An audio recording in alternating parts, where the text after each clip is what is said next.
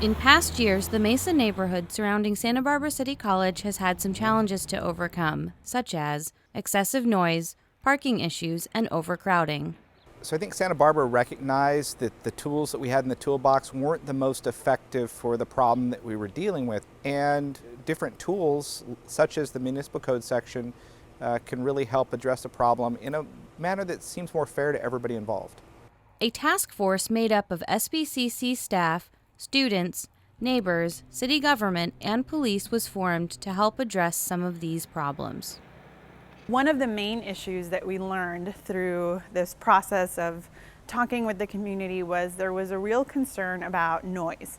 And we recognize that, we have a lot of young students that live in the neighborhood, and it's a really important issue, something that we take really seriously.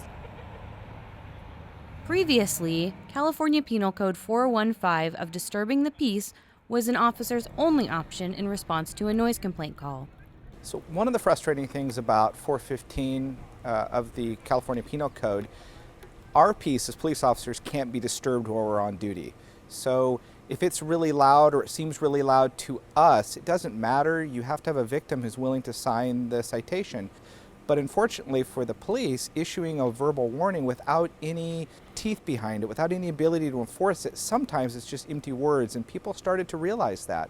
It was so frustrating in years past to see the police come and they couldn't do anything.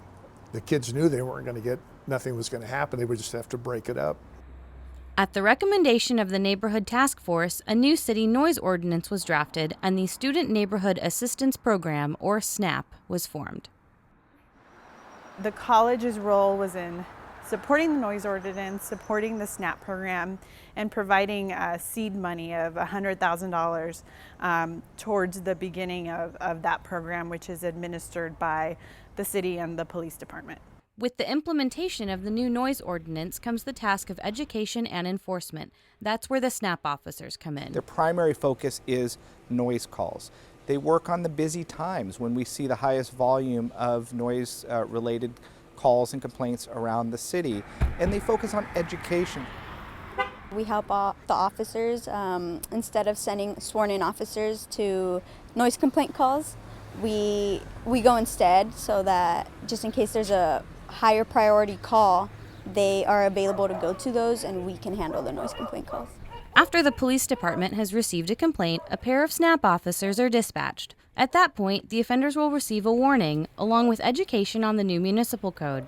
Then, a follow-up letter will be sent to both the offender and the property owner, as well as the residents being placed on a 9-month no-warning list. Going to their house, knocking on the door, updating dispatch, letting them know that the location we're at, and just interacting with the person. Hi. If following this warning, the police department receives more noise complaints, an administrative citation will be issued, with fines starting at $350 for both the residents and the property owner. We just tell them who we are. We tell them we work for the police department, but that we're not here to give them tickets. We're here to help them out before they have to get a ticket. And usually that's just how it goes. When SNAP officers are not responding to noise complaints that they're dispatched to, they look for parking problems within the neighborhoods throughout Santa Barbara, but often they focus in areas where the party calls are happening. So we've had far fewer complaints or calls about parking in the surrounding neighborhoods. So it's a great use for these SNAP officers, and we've heard positive feedback from the neighborhood about that. When we formed the program, our intention was to have all of our SNAP officers that work out in the field to be students. And so currently that is part of the requirement that we have in the position when we're recruiting, is that they be a currently enrolled or about to be enrolled student in one of our local colleges. The peer-to-peer relationship offers offending parties a chance to learn about the new laws and also what the consequences are if officers have to get involved. In many cases, the violators are happy to have their first contact with a peer rather than a sworn officer. And because of this, officers are available for more pressing calls for service. The first one starts at $350 and it doubles each time. So they're more relaxed, they're more friendly with us. They like the fact that we tell them, like, we're not here to give you a citation, we're here to help you out and give you a warning instead. And that makes them feel really good. Like afterwards, when we have a little conversation, they always tell us like, oh, that took a lot of pressure, like knowing that we're not here to like get a ticket, and we're not here to do that. Thank you. Have a good night. You too.